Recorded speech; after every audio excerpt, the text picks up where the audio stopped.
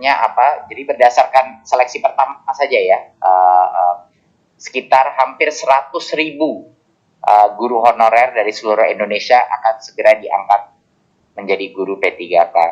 Nah, ini mohon tepuk tangannya untuk 100.000 Bapak Ibu yang sudah lolos.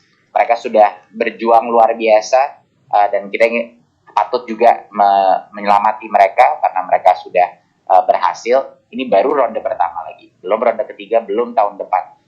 Jadi dari 326.000 formasi yang terisi pelamarnya Bapak Ibu, 30% itu terisi. Ya, dari 30% itu terisi. Ya, jadi saat ini yang 100.000 itu mewakili 30% dari 326.000 formasi yang ada pelamarnya. Sayangnya ada formasi sisanya tadi 120.000 yang tidak ada pelamarnya. Nah, itu yang harus kita usahakan bersama. Ya, berarti 100.000 di tahap 1 pun ronde pertama ini 100.000 akan diangkat, dan lebih banyak lagi yang akan diangkat setelah ujian seleksi kedua dan ketiga. Alasannya banyak, mereka akan banyak yang lebih pastinya tentunya sudah mengetahui tes yang pertama, tes kedua biasanya angkanya meningkat, kedua formasinya akan lebih banyak ya, karena banyak daerah yang akan kita yakinkan ya secara paralel, dan ketiga juga optimalisasi yang akan dilakukan GTK untuk memastikan daerah-daerah yang kosong itu ada demand-nya. Ya, tapi kita belum bisa, ini hanya rekap awal. Pengumuman lengkap hasil ujian seleksi pertama dilakukan beberapa hari ke depan ini. Nah, Kemendikbudristek saat ini mendengarkan aspirasi masyarakat yang sedang memperjuangkan afirmasi tambahan, ya, baik untuk daerah-daerah yang kekurangan guru atau untuk yang usia di atas 50 tahun. Ini kami sangat mendengarkan, dan ini menjadi kami sama dengan Komisi 10.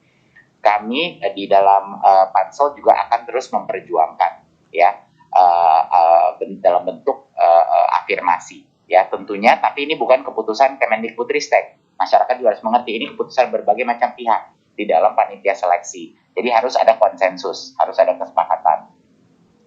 Kami juga mempertimbangkan masukan dari pakar-pakar pendidikan tentang pentingnya menjaga integritas proses seleksi guru untuk meningkatkan kualitas pendidikan bagi siswa Indonesia. Jadi Bapak Ibu, ada dua opini yang dua-duanya valid. Satu opini di mana kita harus benar-benar mengapresiasi pengabdian daripada guru-guru honorer kita, dan untuk segmen-segmen tertentu memberikan afirmasi yang layak. Dan di satu sisi ada juga banyak sekali pakar-pakar pendidikan yang merasa kita juga harus menjaga integrasi daripada proses seleksi menjadi guru kita, dan itu tidak ingin dikorbankan, ya, tidak ingin dikorbankan untuk kualitas anak-anak pembelajaran anak-anak kita. Jadi ini dua hal yang harus kita pikirkan secara seimbang, Bapak Ibu. Tidak bisa satu pihak saja. Tapi saya mau menekankan secara eksplisit bahwa aspirasi Komisi 10 dan Kemendikbud ya adalah sama.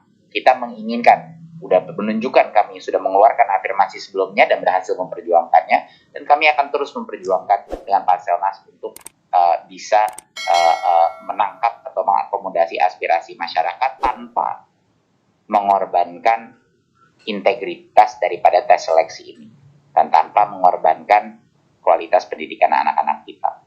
Saya rasa itu, jadi mohon doa restu. Sekarang kita sedang dalam proses diskusi dengan Pansonas, kita lihat hasilnya, dan insya Allah perjuangan kita akan bersama, akan dijawab. Saya rasa itu yang bisa saya sampaikan mengenai proses P3K. Namun kabar gembiranya adalah ini tahun yang rekor historis di Indonesia. 906.000 menjadi formasi terbesar untuk perekrutan guru ASN dalam tahun-tahun terakhir ini. Belum pernah terjadi, dan ini adalah momen yang sangat historis karena perbedaannya adalah semua guru honorer bisa mengambil seleksi. Bukan sekali, bukan 2 kali, tapi 3 kali. Dan guru yang mengajar di daerah-daerah yang tanpa formasi, itu mereka boleh mendaftar di daerah untuk mendaftar di daerah lain.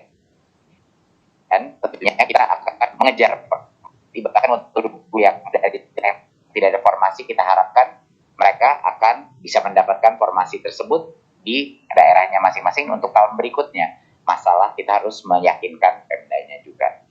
Dan guru-guru yang melewati passing grade, yang lolos seleksi tahun ini, tapi tidak mendapatkan formasi, inilah mereka itu dapat menggunakan nilai hasil tes tahun sebelumnya. Jadi kalau mereka nggak mau mengambil tes lagi, sudah percaya diri dengan skor tesnya, tes itu yang akan valid untuk tahun depan, di mana harapannya formasinya sudah terbuka.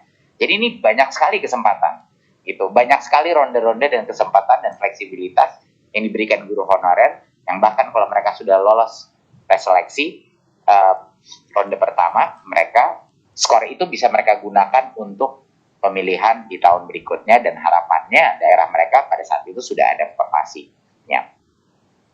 Tetapi kalau mereka ingin lebih ambisius, ya benar ya Mas Iwan, kalau mereka ingin lebih ambisius dan mengambil tesnya lagi untuk mendapatkan skor yang lebih tinggi, boleh juga ya. Jadi kalau mereka ingin mencapai tes yang lebih tinggi sehingga ranking mereka juga semakin tinggi, itu juga diperbolehkan. Jadi benar-benar diberikan kemerdekaan. Kalau ada yang sangat ambisius dan ingin mendapatkan skor yang lebih tinggi, boleh mengambil lagi, tidak dibatasi, ya, bisa sampai 3 kali. Berikut, nah ini beberapa angka-angka ya. Jadi dari 506.000 formasi, ya, hanya sekitar 326.000 yang mendapatkan pelamar, ya. Walaupun formasinya sudah terbuka, tapi nggak semuanya melamar kepada posisi-posisi tersebut, ya. Jadi kita punya total yang terregistrasi yang melamar itu ada 925.000, melakukan ujian seleksi pertama, ya, posisi 608.000 guru yang bisa mengikuti ujian seleksi pertama, ya. Dari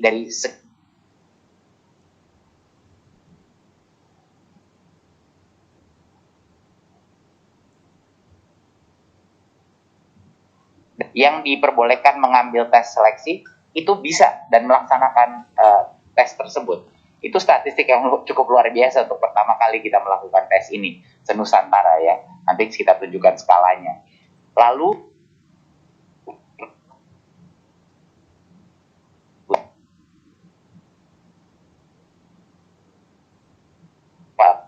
dan ada formasi kosong sebesar sekitar hampir 180.000. Nah, formasi kosong ini kebanyakan di daerah-daerah terpencil. Nah, ini kita baru mendapatkan datanya. Ini sangat penting sebenarnya, bahwa ada data formasi yang kosong ini. Contohnya di daerah Nias Utara, Halmahera, Barito Selatan, Timur Tengah Selatan, Halmahera, Maluku, ya. Jadi banyak dari area-area ini yang membuka formasi tapi tidak mendapatkan pelamar. Jadi ini tentunya jadi PR kita, bagaimana kita akan memastikan bahwa lebih banyak guru yang berminat untuk mengisi kekosongan-kekosongan di daerah-daerah yang terpencil ini, ya. Kita lihat variasinya di setiap daerah sangat besar ini, yang mengisi formasi. Itu yang dicatat di sebelah kanan itu, di mana yang biru itu yang formasi yang terisi, ya, dan yang merah itu formasi yang sisa.